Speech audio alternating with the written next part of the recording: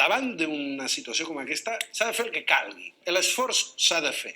Ara bé, com es reparteix aquest esforç? Perquè, clar, si tu li demanes, si tu ets administració i tens la potestat per dir-li al senyor del bar, tu has de tancar, se siente, per què no se li pot dir a la companyia subministradora d'electricitat o de gas que ha de deixar de cobrar? Per què es pot ser fort amb el petit empresari que té un restaurant i no es pot ser fort amb la gran subministradora? Aquestes mesures aniran acompanyades d'una ajuda real que no sigui endeutar-se encara més?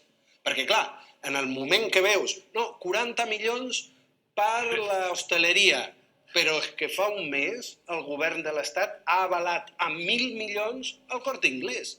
Llavors, jo sóc un restaurador que estic veient com faig per treure el cap de l'aigua i he de veure que després el govern es preocupa més per les grans corporacions.